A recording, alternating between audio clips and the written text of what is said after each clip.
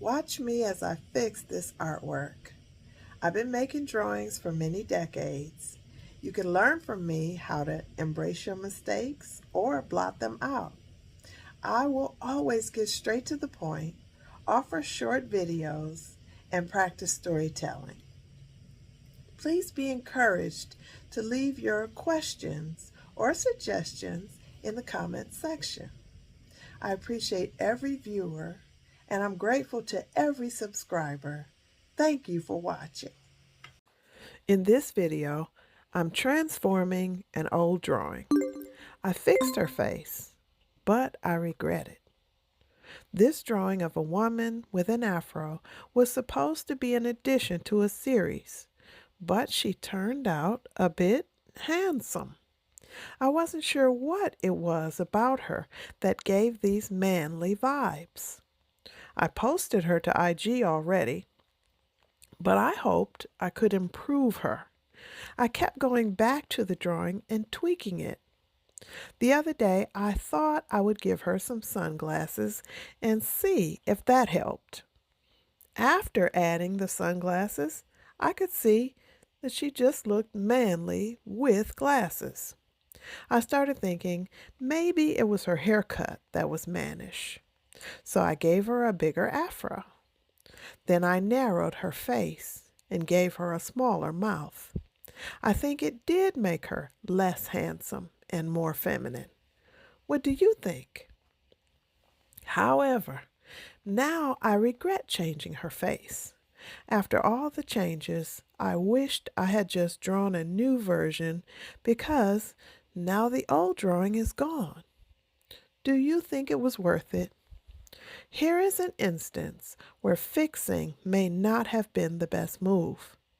She could have been a next version of Draw This Again instead. This is an example of how mistakes can be used to remember where things went wrong. I suppose I do have a digital copy of the original, but next time I will just draw a new version. Sometimes it's best to keep flawed drawings in your sketchbook and make a note of what you did that you will avoid in the future. Keep the example there so you can remember it. In this case, it wasn't a horrible drawing. When I was working on this piece, I realized how easy it is to keep making small adjustments. Each time I thought this one would be the fix. But sometimes you can tweak something so much that you lose what made it special in the first place.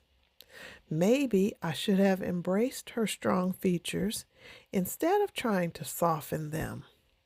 Art is funny like that. Sometimes imperfections make a piece more interesting. It also made me think about how we often try to fix things in life that don't need fixing. Whether it's art, personal growth, or relationships, sometimes we overcorrect when all we really needed was to appreciate what was already there. Even our problems and flaws have purpose and contain other reasons to be grateful. I wonder how often we make adjustments to fix what we perceive as a problem, only to look back and wish we had kept the original version. This puts me in the mind of plastic surgery. Just like this drawing, I understand that it's tempting to keep getting more adjustments and keep tweaking yourself with new alterations.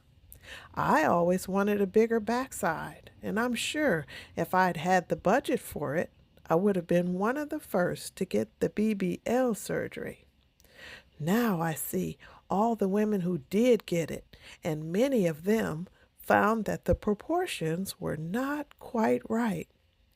They cannot go back to how they started. Now I'm so glad that I didn't have the money to put myself in that situation. While we're talking about regrets, there aren't many things that I regret because all the mistakes I made caused me to be the woman I am today. And all the mistakes have given me all this testimony to share. although there are a few things I would go back and redo if I could. For example, I would have read the whole Bible sooner.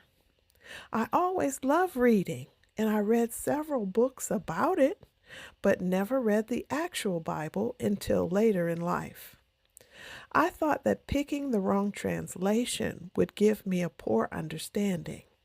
I believed that some versions deliberately omitted parts of it to deceive.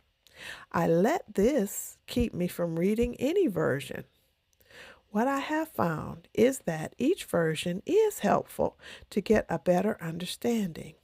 Every translation gives a little more insight into the meaning of the text, and the wisdom in it would have helped me and guided me at every stage of life. The words that created the heavens and the earth would have softened my heart sooner and made me kinder, more compassionate, and more forgiving. I would have been able to recognize true love when I saw it, and I would not have ever been misled by wolves in sheep's clothing. Even though it took me long to start reading it, as soon as I started, I saw my life compared to God's standards and fully realized how wrong I was.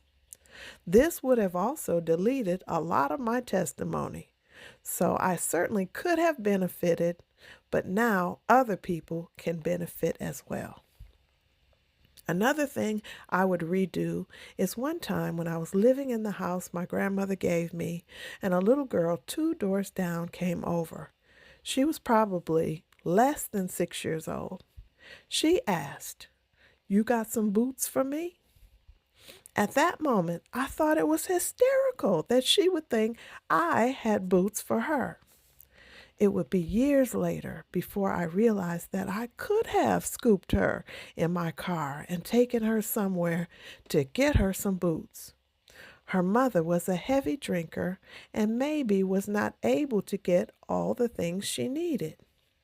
It was an opportunity that I missed to help a family in need. It would have required me to be less focused on myself and more concerned about the needs of others.